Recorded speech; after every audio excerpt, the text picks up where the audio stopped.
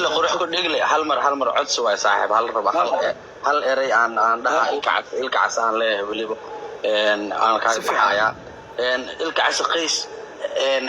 هيسيس هذا الريدنا ولو جعلها عدول بمع أنا مع عدول بو وقولنا فيوس بدن وحاهم لنا هست إن تايدل كان يسكله سفيان فهست ضدك يوجد جعلين ما فهمت صح سفيان marka halkaas waxa ka garanaysaa Soomaali wali inay jidho dad qalbi fiican oo mataqaana wali siiba dhalinyarada dadkii dagaalada soo arkay inay wali isjecel yihiin ma fahantay oo dalkana jecel yihiin hadiya wada saaxiib oo ugu dhigle marka صح اوكي sharma ku soo dhaw walaal kusoo dhaw niyo waxay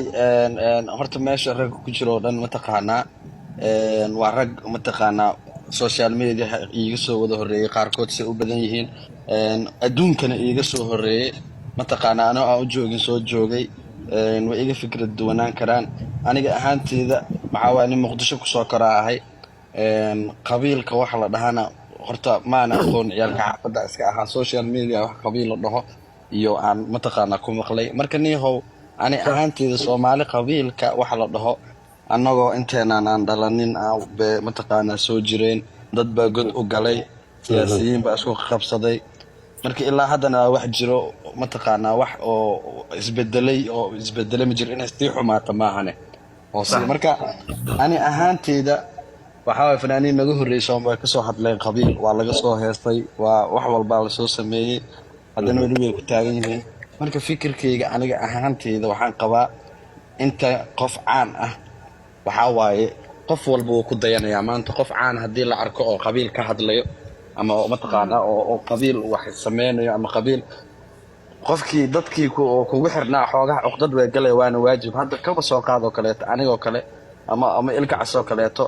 haddii aan ku heeso qabiil oo mataqaanaa qabiil soo waxeeyo qofkii dhalinyarnimo ahaan waxay aaminayaan mataqaanaa inaan aan oo qabiil aan mataqaanaa gooni aan nahay dad ay nagu tiriyaan ma fahantay meesha laga rabo Soomaali inay nagu tiriyaan marka niyo hadalka ay ku dheereen waxa wax bedeli karaa waxay tahay adiga ummadda ay kugu xiran tahay marka hore inaad tustaa inaad Soomaali oo dhan wada siman tahay oo qabiil qof walba uu ka dhashay cid walbana uu ku faan karaa qabiilkiisa taas ceeb ma ahan laakiin qabiil markaad anytime aad qabiil hada ku taagnaa dadka ku fahmaan marka anaga ahaan dadka